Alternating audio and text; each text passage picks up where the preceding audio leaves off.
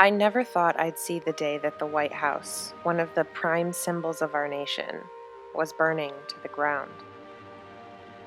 Let me rewind a little bit.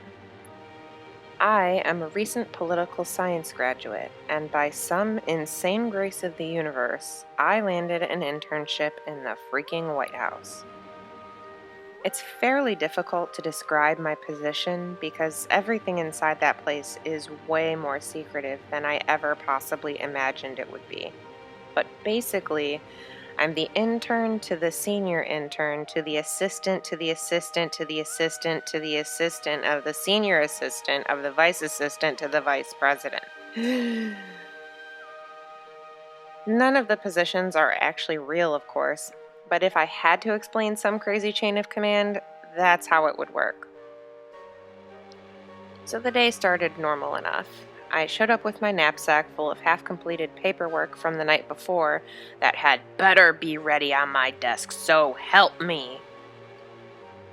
I had 2 carry-out trays full of coffee precariously balanced against my chest and under my chin with my basic white girl iced mocha latte in hand. I could tell something was off as soon as I walked in the building. It was in the air. Of course, getting in the building itself took almost an extra hour because for some reason there were extra security precautions in place today. This didn't happen too often, so I was told. It hadn't happened once since I had started a few months ago. They almost didn't let me bring in the coffees until they tested them for something. Everyone who was usually bustling about was huddled into small groups, very spread apart, speaking in hushed voices. I received a few quick glances from people over their shoulders, but then I immediately went back to what I was doing. I made my way through the now familiar hallways and dropped off the coffee orders and various paperworks, still incomplete, but at least they could be reviewed, as I made my way towards my cubicle in one of the intern wings.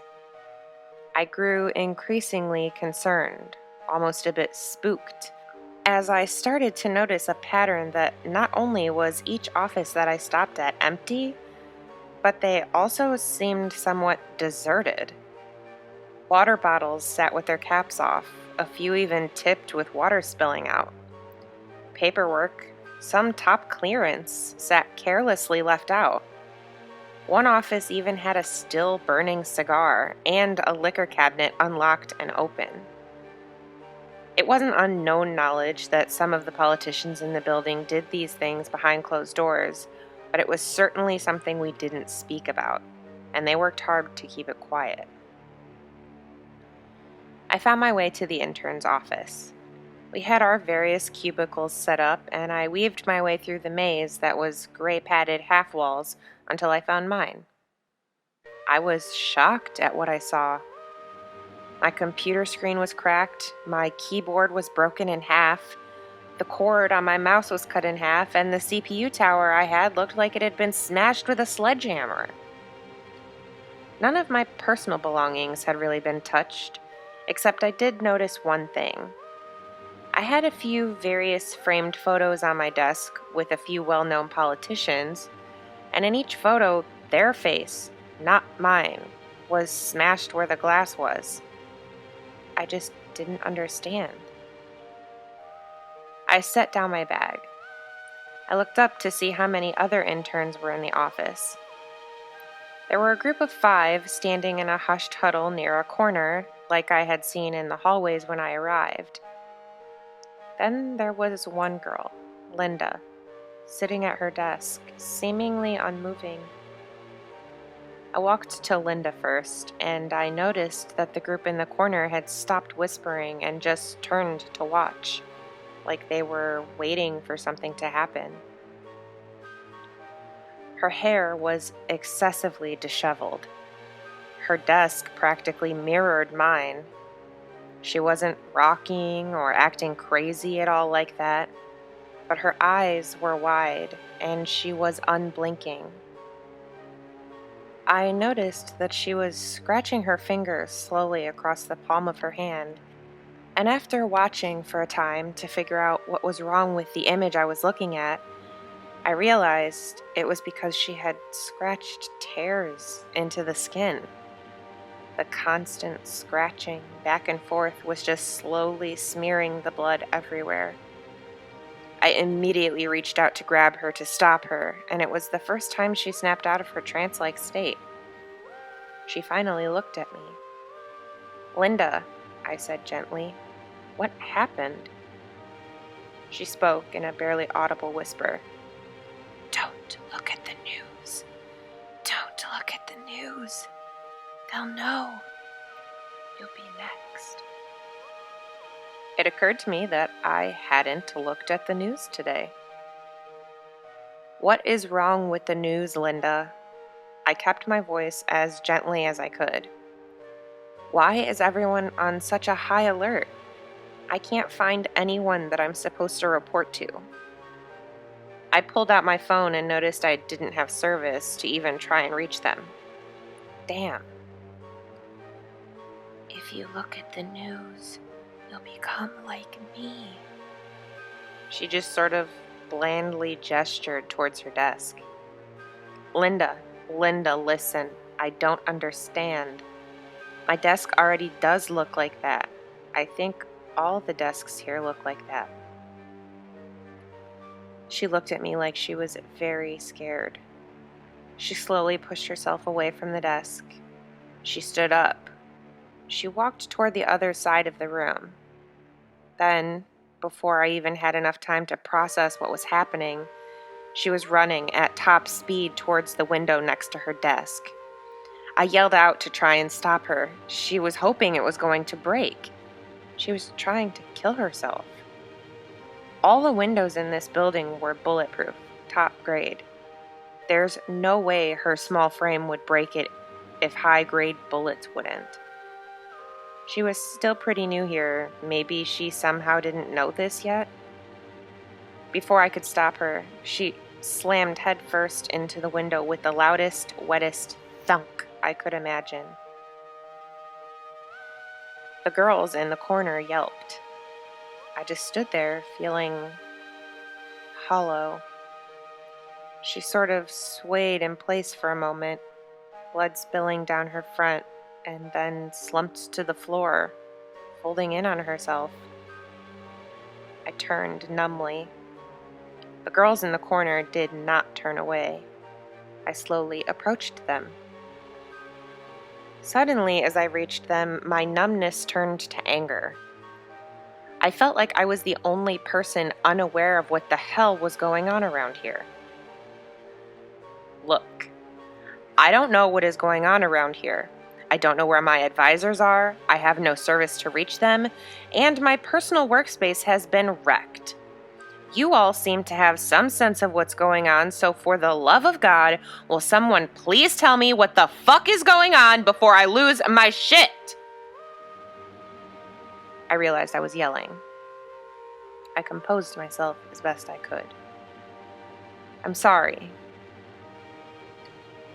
After a few exchanged glances, Monica, one of the more experienced interns, spoke up. Apparently last night there was an incident." "Incident?" I pressed.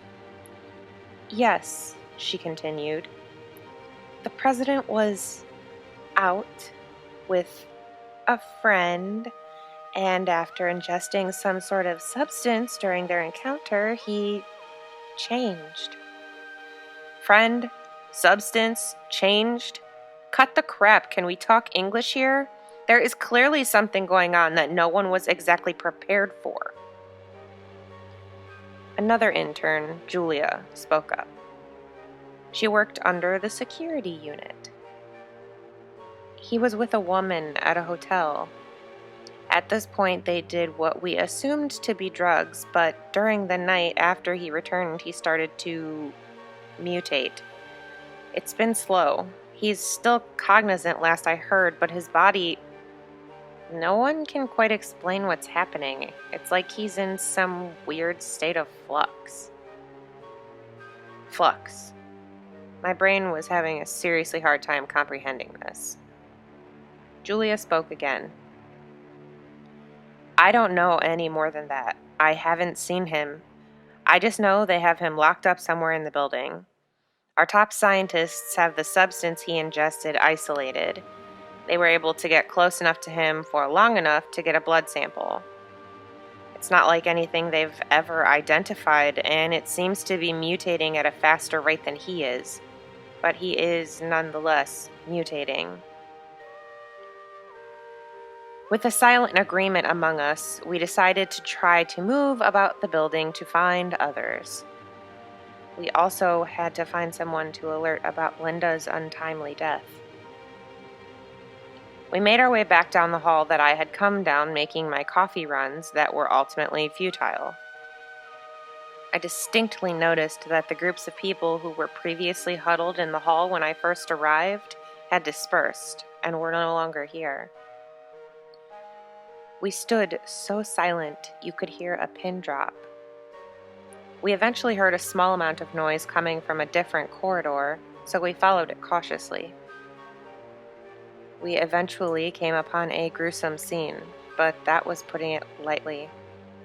There were mangled body parts just everywhere. Blood, bones, ripped skin, sinew, and viscera were just strewn across the walls. Precious historic artifacts were now ruined and could never be fixed.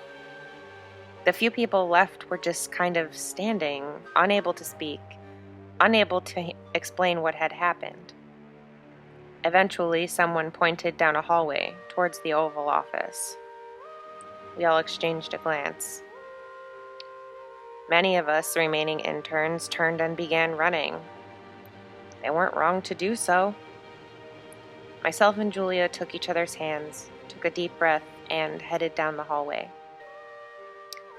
About halfway down, she stopped. "Maybe we should turn back," she said. "I don't blame them for running," I said. "But if no one is left to explain what happened here, then how will the world know?" With a simultaneous sigh, we continued on.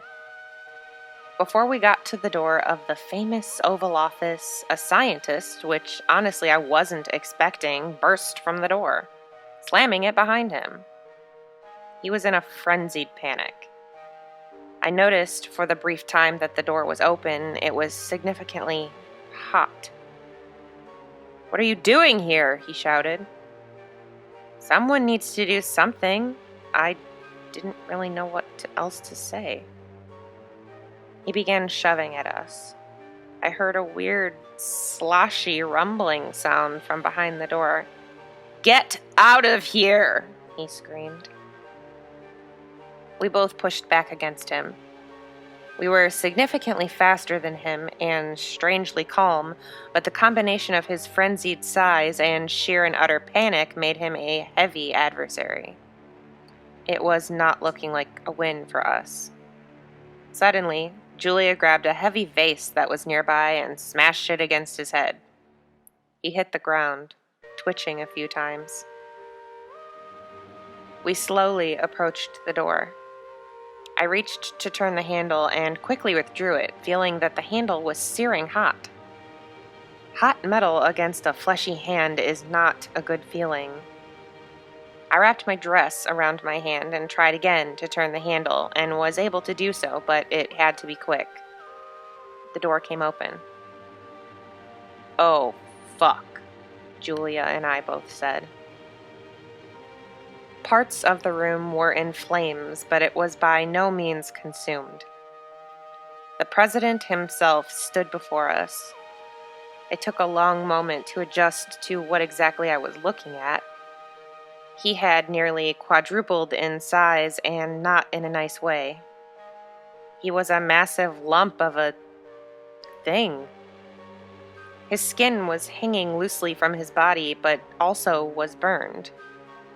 It was almost like liquid lava, but still solid. It's like it was constantly moving back and forth between a state of fluid and solid, but in so smooth a fashion that it was just a horrifying light show of flesh.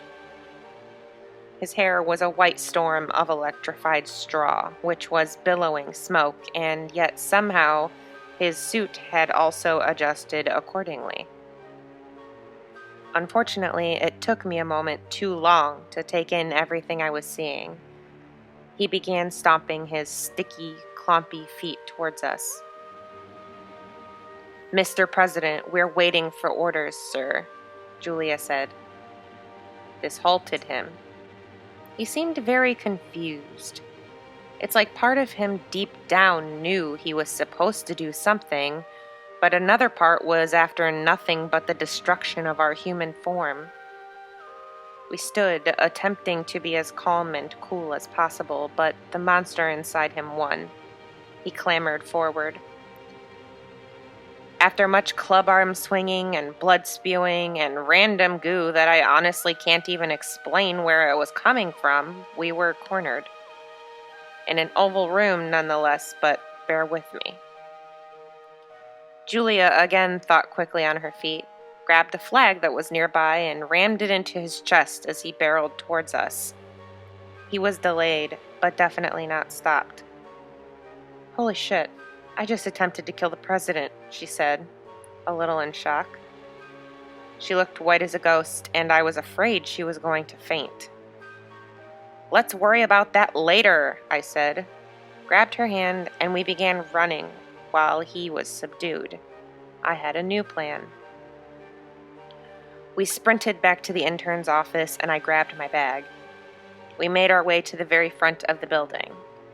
I, to my parents' utter dismay, was a smoker, and I happened to think a cigarette was far more enjoyable with a zippo than with a standard Bic. So I took out my small can of lighter fluid, sprayed it everywhere I could, flicked my zippo, and tossed it. Julia and I exited front and center. We sat down in the front lawn. It took a while, but eventually the building caught. No one was there to stop it because everyone had fled. I never thought I'd see the day that the White House, one of the prime symbols of our nation, was burning to the ground.